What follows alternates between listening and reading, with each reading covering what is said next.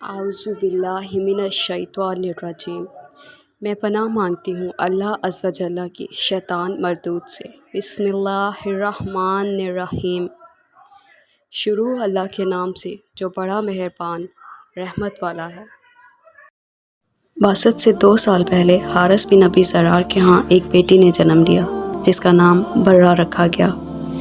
برہ پہلے دن سے ہی حسن بے مثال رکھتی تھی، جو ایک بار دیکھ لیتا پھر چہرے سے نظریں نہ ہٹا پاتا۔ حارث بن ابی ذرار بن مطلق کا سردار تھا۔ جو برہ جوان ہو رہی تھی اس کے حسن و جمال میں خوب نکھار آتا جا رہا تھا۔ یہ والدین کی خوب لاڈلی تھی کہ جو منہ سے کہتے تھی والدین فوراً پورا کر دیتے۔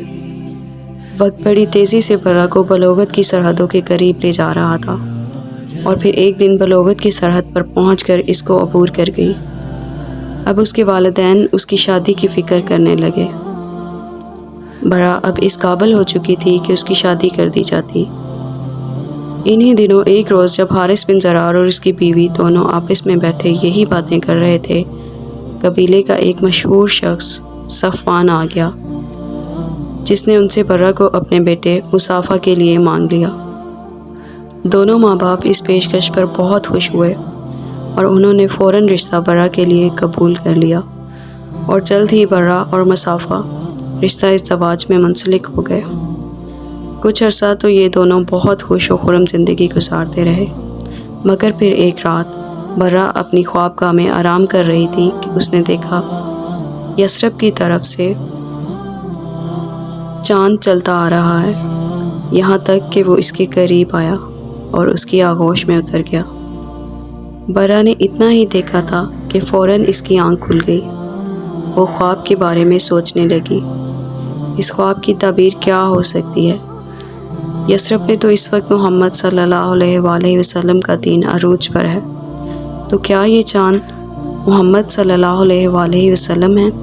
نہیں، ایسا نہیں ہو سکتا۔ میرا شوہر، میرے والدین اور میرا قبیلہ تو محمد صلی اللہ علیہ وآلہ وسلم کا بہت بڑا دشمن ہے، یہ کیسے ممکن ہے؟ برہ نے اس خواب کا ذکر کسی سے نہ کیا،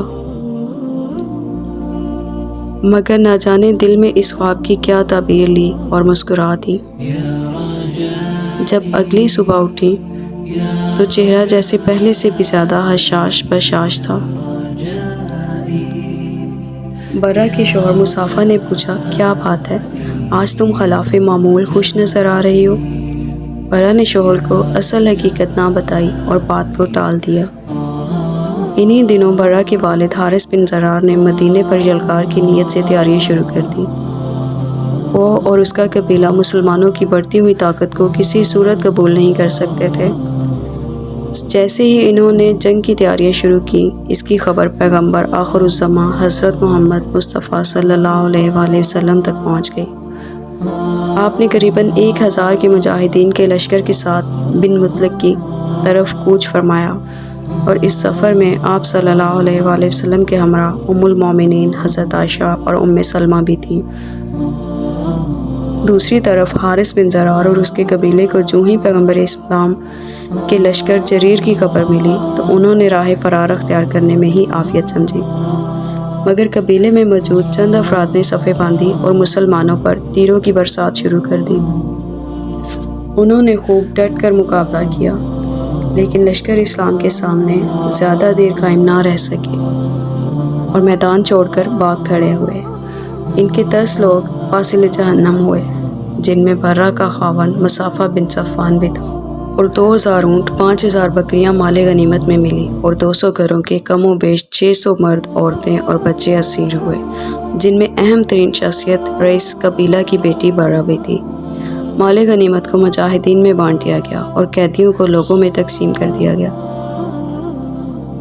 اور برہ بنت حارث حضرت ثاقب بن قیس رضی اللہ تعالیٰ عنہ اور ان کے چچا زاد بھائی کے حصے میں آ گئی۔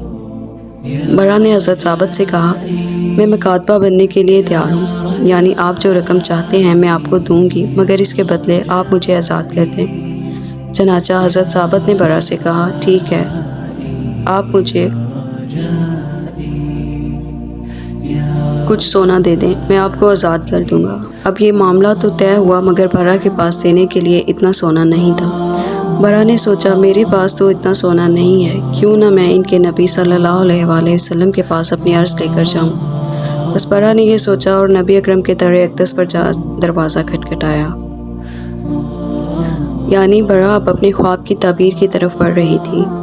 ام المومنین حضرت عائشہ صدیقہ رضی اللہ تعالیٰ عنہ فرماتی ہیں وہ نہایت حسین و جمیل دوشیزہ تھیں، نگاہیں اس پر جم جاتی تھیں۔ جب وہ رسول اللہ صلی اللہ علیہ وآلہ وسلم کے پاس اپنی قسطوں کی ادائیگی میں مدد لینے کے لیے آئی اور جب وہ ہمارے دروازے پر آ کھڑی ہوئی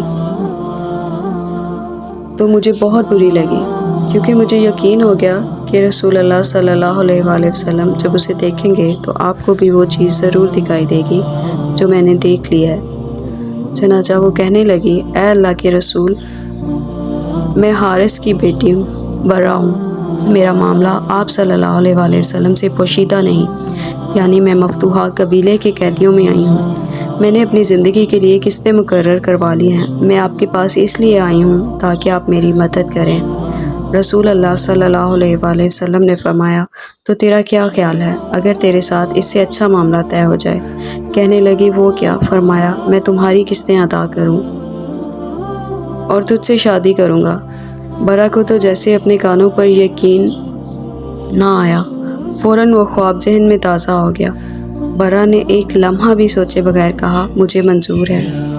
حضرت عائشہ فرماتی ہیں، جب لوگوں کو پتہ چلا کہ حضور نبی اکرم صلی اللہ علیہ وآلہ وسلم نے برا سے شادی کر لی ہے تو وہ برا کے قبیلے کے جتنے بھی مرد و خواتین غلام تھے سب کے سب آزاد کر دیے گئے، اور صحابہ کرام کہنے لگے، یہ تو رسول اللہ صلی اللہ علیہ وآلہ وسلم کے سسرالی رشتہ دار ہیں اور یہ غلام نہیں ہو سکتے۔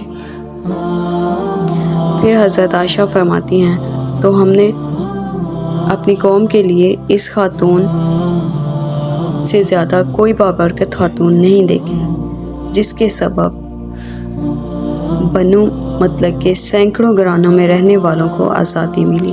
یعنی اللہ اور اللہ کا رسول وہی بہتر جانتے ہیں کہ ہر عمل کے پیچھے کیا راز پوشیدہ ہے۔ دوستو، یہ برا کون تھی؟ آج اس برا کو زمانہ ام المومنین حضرت جویریہ بنت حارث رضی اللہ تعالیٰ عنہ کے نام سے جانا جاتا ہے۔ ایک دوسری روایت میں ہے کہ آپ کے والد حضرت حارث بن زرار نے بھی اسلام قبول کر لیا تھا اور رسول اللہ صلی اللہ علیہ وآلہ وسلم نے آپ کی والدہ کو حضرت جویریہ رضی اللہ تعالیٰ عنہ کے لیے پیغام بھجوایا تھا۔ برا کا مطلب نیکی و احسان ہے، لیکن اس لفظ کا استعمال سے منفی معنی بھی نکلتے ہیں۔ بقول حضرت برا بن عازب، حضور نبی اکرم صلی اللہ علیہ وسلم اس نام کو مکروہ جانتے تھے اور اسی بنا پر برا کا نام بدل کر جویریہ رضی اللہ تعالیٰ عنہ رکھ دیا تھا۔ اس کے بعد حضرت ام المومنین جویریہ رضی اللہ تعالیٰ عنہ کے تمام بہن بھائی بھی دولت اسلام سے مالا مال ہو گئے تھے۔ سیدہ عائشہ فرماتی ہیں، جویریہ رضی اللہ تعالیٰ عنہ بڑی شیریں، موزوں اندام، ملیح اور صاحب حسن و جمال عورت تھی، جو کوئی دیکھتا فریفتہ ہو جاتا تھا۔ ظاہری حسن و جمال کے علاوہ آپ باطنی حسن سے بھی مالا مال تھی۔ بڑی زاہدہ، راست باز، عبادت گزار، قناعت پسند، مجسمہ، صبر و رضا اور ذکر و تلاوت میں یکتا تھی، اور یہ سب خوبیاں آپ کو رسول اللہ صلی اللہ علیہ وآلہ وسلم کی بدولت اور تعلق سے میسر آئی تھی۔ دعا ہے اللہ رب العزت ان پر اپنی بے حساب رحمتوں کا نزول فرمائیں اور ان کے صدقے ہماری بے حساب مغفرت فرمائیں، آمین۔